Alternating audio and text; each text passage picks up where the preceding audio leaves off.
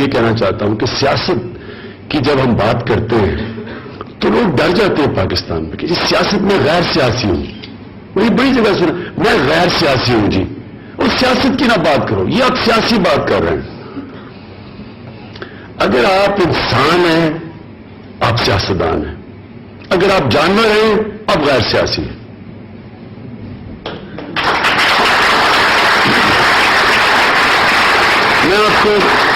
میں ایرسٹاٹل نے 2500 سال پہلے بات کہی تھی. اس نے کہا اگر معاشرے میں ظلم اور ناانصافی ہو تو ہر شہری سیاست میں شرکت کرے گا سوائے 2 طبقوں کے. یہ جو 2 غیر سیاسی طبقوں کا اس نے ڈیفائن کیا, یہ 2 غیر سیاسی طبقے کون ہیں؟ بزدل, کچھ وہ چودھری ہے جی, وہ اصلداری ہے, وہ فلانا مخدوم ہے, ان سے ڈر کے وہ بزدل نہیں شرکت کریں گے. اور دوسرے جو خود غرض ہیں کہ جی میں عمران خان آرام سے زندگی گزار رہا ہے, مجھے کیا ضرورت ہے سیاست میں آنے کی, مجھے تو اللہ نے سب کچھ دیا ہے, میں سیاست میں کیوں ہوں, اپنا سوچتا ہے جو. لیکن جو شہری جس کو ہم انسان کہتے ہیں, انسان تو وہ ہے جس میں انسانیت ہے, نہیں تو ہم جن کو انسان کہتے ہیں یہ صرف عقل مند جانور ہیں. آپ کو سمجھنا چاہیے کہ ڈفرنس کیا ہے انسان اور جانور میں. جانوروں کا آپ کے سامنے اب تو نیشنل جیوگرافک اور اینیمل پلانٹ کی وجہ سے اب آپ کو ہر روز جانوروں کے پروگرام ٹی وی پہ نظر آتے ہیں. اب اور سے دیکھیں کہ وہ جانور کیسے غیر سیاسی ہوتے ہیں, کہ وہ ہرنوں کی ہزاروں ہرن کھڑے ہوتے ہیں, وہ چیتا جا کے پکڑ لیتا ہے ہرن کو, اور باقی سارے غیر سیاسی جان بچا کے بھاگ جاتے ہیں.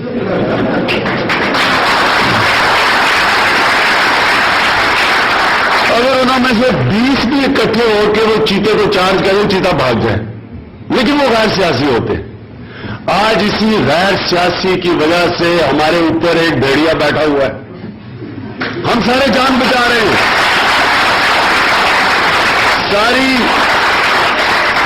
ساری دنیا کے اخباروں نے جب وہ صدر بنا سب نے لکھا مسٹر 10%. یہ میں آسٹریلیا سے لے کے یورپ سے لے کے امریکہ, آپ اخبار پڑھنے کم از کم ہزاروں آرٹیکلز آئے ہیں, ہر جگہ ریفر کیا مسٹر 10%. میرے سے ایک پوچھتا آدمی, میرے سے انٹرویو کر رہا ہے ایک پتہ عربک چینل کا, تو میں سے کہتا mister Imran Khan how did your country elect mister 10% as a prime minister. T V پہ میں سے پوچھتا ہے how did your people elect him. میں اسے کیا کہتا, میں کہا ہم غیر سیاسی ہیں اکثر. میں کہہ بھی نہیں سکا, کیونکہ اگر ہم انسان ہوتے, انسان وہ ہوتا ہے جو حقوق کے لیے کھڑا ہوتا ہے. انسانوں کے نظام میں اور جانوروں کے نظام میں کیا فرق ہے؟ دیکھیں نا, آپ یونیورسٹی اسٹوڈنٹس ہیں, مجھے بتائیں کیا فرق ہے. انسانوں کا ایک نظام ہے, ایک جانوروں کا نظام ہے, اینیمل کنگڈم, انسانوں کے کنگڈم میں کیا فرق ہے؟ انسانوں کے نظام میں 2 چیزیں ہوتی ہیں. انسانیت کا مطلب ہمیں کمزور کی فکر ہوتی ہے. وہ نظام جدھر معاشرہ اپنے کمزور طبقے کی فکر کرتا ہے اس کو انسانوں کا نظام کہتے ہیں. جو دنیا کی تاریخ میں پہلی ویلفیئر اسٹیٹ بنائی گئی تھی, خلافت راشدہ, آپ کو پتا ہونا چاہیے کہ مسلمانوں نے دنیا کی تاریخ کی پہلی ویلفیئر اسٹیٹ بنائی تھی, جدھر ریاست نے انسانوں کی ذمہ داری لی تھی, کمزوروں کی, بیواؤں کی, معذوروں کی, یتیموں کی. پینشنز مسلمانوں نے پہلی دفعہ دنیا میں ایجاد کی تھی. اس سے پہلے بوڑھوں میں کوئی کانسیپٹ نہیں تھا. بیچارے جانوروں میں کیا ہوتا ہے, بوڑھا جب جانور ہو جاتا ہے وہ سارا چھوڑ دیتا ہے مرنے کے لیے. انسانوں کے معاشرہ کمزور کی قدر کرتا ہے. اور دوسری چیز انسانوں کے معاشرے میں کیا ہوتی ہے؟ انصاف. جانوروں کی کنگڈم میں کیا ہوتی ہے؟ Might is right. شیر بادشاہ ہوتا ہے, جو مرضی کرے کوئی نہیں پوچھتا اس کو. انسانوں کے معاشرے میں رول آف لا لے کے آتے ہیں, قانون کے سامنے کمزور اور طاقت ایک برابر ہوتے ہیں. یہ انسانوں کا معاشرہ ہوتا ہے. جو حضرت ابو بکر جب خلیفہ بنے تو پہلی چیز انہوں نے کیا کی, انہوں نے ہمارے ex imported prime minister short cut Aziz کی طرح یہ نہیں کہا کہ میں گروتھ ریٹ بڑھا دوں گا. انہوں نے کہا میں کمزور اور طاقت کو قانون کے سامنے ایک برابر کر دوں گا, رول آف لا قائم کر دوں گا, انصاف دوں گا. جو بنیاد بنی اس سویلائزیشن کی جو 700 سال تک دنیا کی سپر پاور بنے, اس کی بنیاد کس پہ رکھی؟ انسانیت. اور یہ کیا کہ میں لبرل مسلمان ہوں, میں ماڈریٹ مسلمان ہوں, یہ جو انتہا پسند ہے فنڈامنٹلسٹ ہے, یہ کون کہہ رہے ہیں؟ ہر ہیومن کمیونٹی کے اندر جو اکثریت ہوتی ہے وہ ماڈریٹ ہوتی ہے. ہر ہیومن کمیونٹی میں پیریفریز کے اوپر انتہا پسند ہوتے ہیں اور پیریفریز کے اوپر کئی ایکسٹرا لبرل ہوتے ہیں, لیکن اکثریت ہمیشہ دنیا میں جتنا ہیومن معاشرہ بستا ہے وہ ماڈریٹ ہوتی ہے. ہمارے بھی یہی ہے, پاکستان میں بھی یہی ہے. لیکن جب آپ ایک معاشرے کو دھکیلتے ہیں, ایکسٹریم کیس جب پش کرتے ہیں ایک معاشرے کو, خوف دلوا دیتے ہیں, تو لوگوں کے اندر پھر عوام تھوڑی دیر کے لیے انتہا پسندی کی طرف چلی جاتی ہے. ایکسٹریم کیسز کے اندر مثلا امریکیوں کو ڈرا دیا کہ جناب وہ Saddam Hussein weapons of mass destruction, Tony Blair نے کہا جی 40 منٹ پہ ہٹ کر دے گا لندن, ساری امریکی قوم تیار ہوگی, 95% نے کہا مارو ان کو, اٹیک کر دو. جب تھوڑی عقل آئی تو آج 80% کہہ رہی ہے کہ جنگ غلط تھی.